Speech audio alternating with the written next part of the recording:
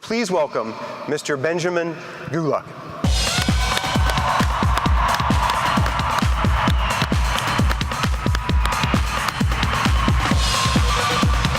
Awesome. Have fun, man. Thanks.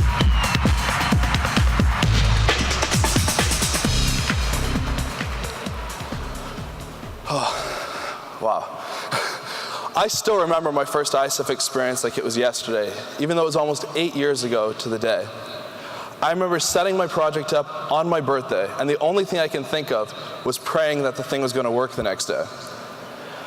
I remember feeling like it just somehow seemed appropriate that after the 4 months I'd spent working on it, it was all coming together on my birthday. I had no way of knowing at the time that I wasn't simply starting a new year, but that my life was about to embark on a completely new path and take me down roads I never could have imagined. I felt like I was involved in something bigger than myself. I just had no idea the impact it would have on my life. I can't even describe the emotions I was feeling that first week. It felt like I was on some sort of emotional roller coaster. I remember walking into the huge convention center hall and seeing the hundreds and hundreds of projects from all over the world, just thinking, how the hell am I going to win here? I remember walking down the street and seeing the Intel signs on every street corner, signpost, and building. And I'd be lying if I didn't tell you that some of those signs might have made it back to Canada with me. I even felt a little like a rock star that first week. I mean, here I was, a 13-year-old kid with a fully paid trip with flights, hotels, food, basically an all-expenses trip with the chance to compete for millions of dollars of money.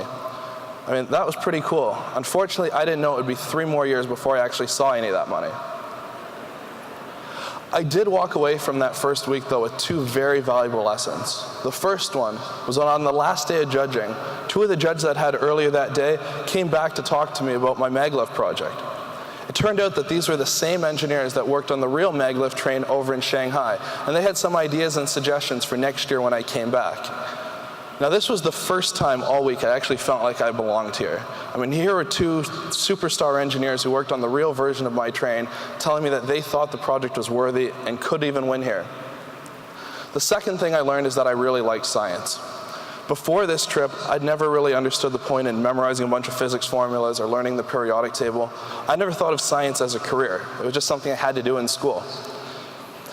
Getting to see all these students using the knowledge they learned in class to build really cool projects, and then step back and see the adult versions of them building the real-life versions of our projects really completed the picture.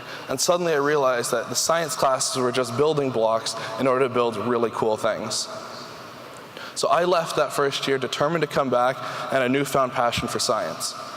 So my strategy for the second year was really simple. If I spent 4 months working on last year's project, I was going to spend 8 months working on this year's. I was going to make all the suggestions the judges made, and I was going to come back and win. So here I am sitting in my regional fair up in Canada waiting to be announced as part of Team Canada. They just announced all the people going to our national fair, and they was listing the 4 people to be on our team. They listed the first 3 names, and when they got to the 4th name, I was so sure in my mind that I won, I was literally standing on my feet when they announced someone else's name. For any of you who've seen the movie Zoolander, there's that point in the movie when Derek is sitting in the audience, waiting to be called for Male Model of the Year, and they call Hansel's name, and Derek jumps up, walks on stage, and collects Hansel's award. Well, that was me. Now, this was a really difficult time for me. I felt like I'd just spent 8 months of my life working on a project and really had nothing to show for it. Didn't have any money, didn't have any prizes. It felt like I'd sacrificed having a social life for all that time when I was staying at home on a Friday night playing with magnets. And then it hit me, and it took a while for it, but I realized that it wasn't about the prize money. It wasn't about the awards or the recognition. I actually had fun doing it, and I wanted to be sitting at home on a Friday night playing with magnets. So over the next 12 months, I got involved in a lot of robotics competitions. I did some FIRST robotics, I did some other local competitions, and I knew I wanted to do something with robotics for my 3rd attempt at ICEES. I ended up coming back with this little remote control hamster that fit in a ball about the size of a grapefruit. And it was this little mechanical, hamster that you could drive through difficult, hard to reach disaster zones or send through air ducts and buildings, and it was a little surveillance and search and rescue robot. And we won 3rd place that year with the Showboard Award. But I wanted to do something different. For my final grade 12 project, I wanted to do something that was going to make a difference and have meaning. So that summer, my dad had a business trip to China, and my mom and I got to tag along to do touristy things. Now, to put it in perspective, this was in '07 when Al Gore's movie An Inconvenient Truth had just come out. We were hearing about pollution and global warming every day on the news. We were seeing videos of ice caps melting, the polar bears were drowning, and I was in the epicenter of where all of this bad stuff was happening. So I'm sitting in my hotel reading the paper, and there's some statistic that says that every day 20,000 new cars were hitting Chinese roadways. And I look out the hotel window down at the street, and I see a sea of gas-powered scooters, mopeds, motorcycles, and bikes. And I thought there has to be a greener alternative. Now, personally, I've always hated the look of electric vehicles. They've been around for a while, and they just always look dorky. Vehicles aren't just about getting from point A to point B. They're not just about function. We're a visual society. They're status symbols. You have to look cool riding and driving something. I wanted to create the Tesla Roadster of the motorcycle world. For those of you that aren't familiar, the Tesla is the first car company to make a super sexy, fast-looking electric car, and it did really well. So I wanted to combine the really cool electric technology of a Segway with the sex appeal of a motorcycle, and I came up with the Uno. I started building a prototype, and the first one was really ugly. It was a mountain bike that I'd hacked apart and had 2 electric wheelchair motors to power it. And after 4 months of testing and a whole bunch of crashes, the thing was a death trap, by the way, I decided it was time to build a bigger one. And this one was actually made from a real salvage motorcycle. Now, when I got to Intel that year, on the very first day, I just knew something was special. Something just felt different. And I had the opportunity to meet Craig Barrett, who at the time was the chairman of Intel. He came by my booth to talk about this really cool motorcycle he heard he just had to come see.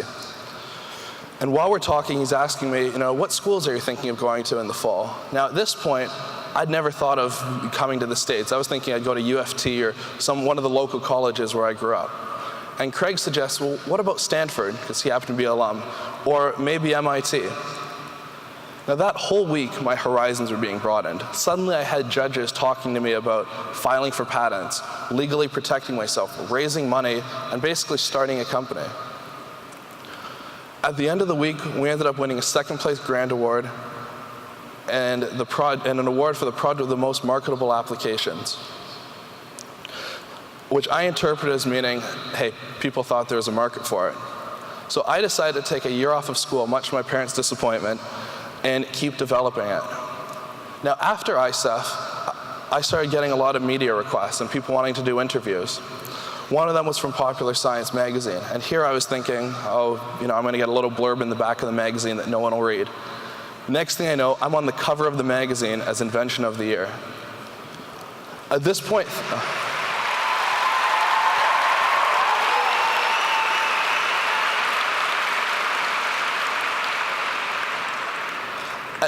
things really started taking off. I started getting flooded with email requests from people wanting to invest in the company. How could they buy the Uno? I had dealers from all around the world contacting me to purchase my product. Little did they know the product was one prototype in a garage that didn't really work that well.